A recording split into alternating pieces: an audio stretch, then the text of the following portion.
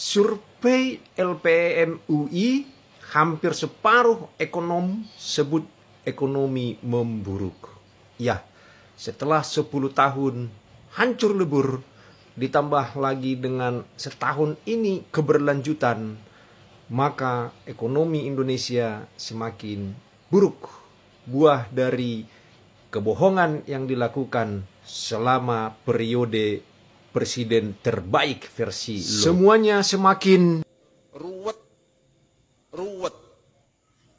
Bahlil, kowe tak kandhani ya. Kowe iki lek omong aja angger merongos ya. Ngomong mulai 1 April beli BBM dibatasi. Ya, bila perlu jalan kaki. Kok batasi karepmu ora ya karepmu, aku ya ora susah. Mergane motorku 1 liter wis tekan kono lil, tekan Mekah kono PP. Lah wingi ya ngono, tak nggih ngantar rudal nyang Iran.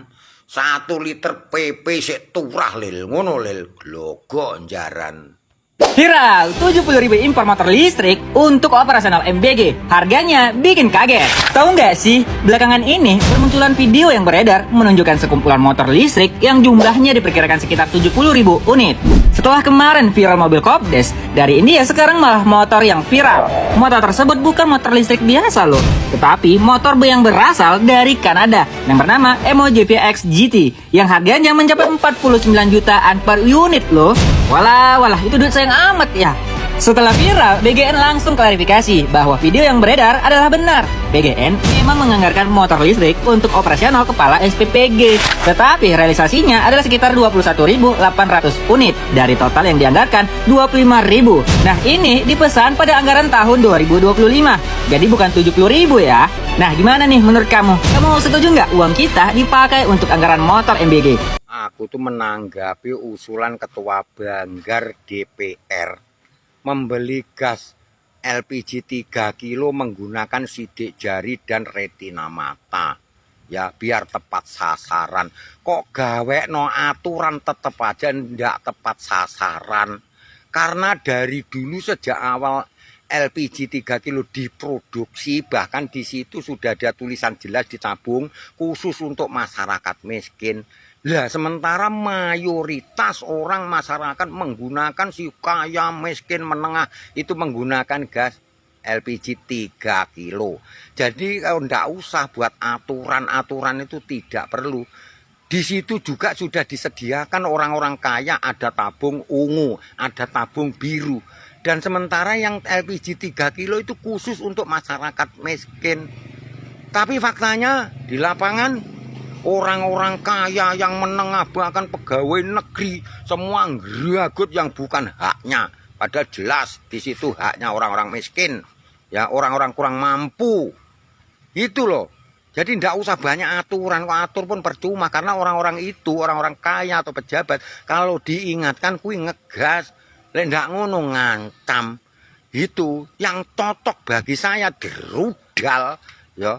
Mumpung saya masih ada rudal, kemarin saya kirim ke Iran sana 5, sekarang tinggal 1 di rumah. Rudal hipersonik penakluk janda. Alah, ora usah guyu lho, glogok jaran. mulai sekarang saya sudah paham, kayaknya data, fakta, bukti-bukti itu nggak penting. Kita kelola saja semua apa pekerjaan kita, mengelola negara ini dengan tanpa data, tanpa bukti, dan tanpa yang valid gitu. Begitu juga selama ini kalau kita katakan si Anu begini, pemerintah begini, dia melakukan kejahatan seperti ini. Semua orang mengatakan, buktinya mana? Buktinya mana? Oh, saya sekarang sudah paham. Karena memang negara kita ini dikelola dengan apa adanya, tanpa bukti, tanpa data, dan pokoknya ada. Pokoknya ada. Pokoknya ada. Okay. Prabowo pesan kepada rakyat jangan belanja lebih besar dari penghasilan. Waduh, piye toh Pak? Itu kebalik loh Pak. Rakyat tidak pernah belanja lebih dari penghasilan. Dari mana uangnya? Ini harusnya lebih tepat diberikan kepada negara. Rakyat yang berpesan, Bapak jangan lebih besar belanjanya dari penghasilan. Itu APBN defisit terus. Utang nombok terus, nambah terus. Defisit udah lebih dari 3%. Bapak ke luar negeri terus. Birokrasi, menteri, lebih besar biayanya. Aduh, itu MBG triliunan tiap hari. Anfaedah. Hanya kejamban. Seharusnya rakyat yang menyerukan kepada pemerintah. Jangan belanja terus. Jangan membuang-buang uang terus. Defisit, hutang sudah membengkak itu, Pak. Curhat Jokowi telepon MBZ bertanya kapan perang Timur Tengah selesai.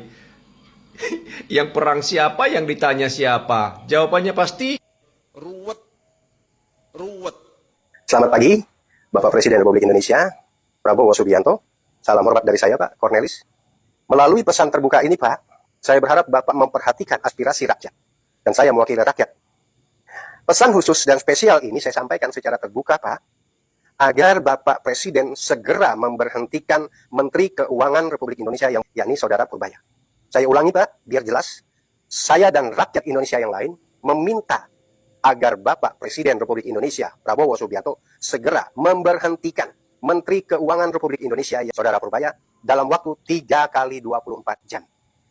Apabila Menteri ini tetap dipertahankan, Pak, Menteri yang Bapak pilih di pos Kementerian Keuangan, sebuah kementerian yang sangat vital, tetapi kementeriannya atau menterinya sangat tidak beretika. Ditambah lagi dengan sikap anaknya yang membuat pernyataan-pernyataan yang sangat-sangat melukai hati rakyat, yang sangat-sangat memancing emosi masyarakat.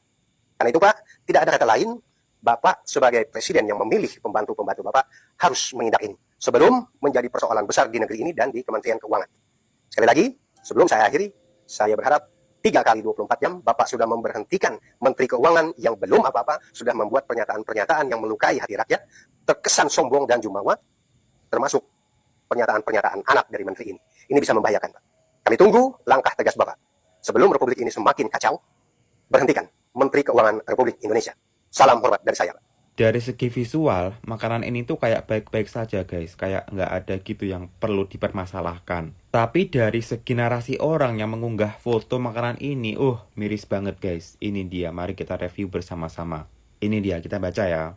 Kami para guru yang setiap hari membagikan MBG kepada siswa menjadi saksi betapa makanan yang dibagikan itu banyak yang sia-sia. Menu yang sudah bervariasi tetap saja sebagian besar siswa tidak memakannya.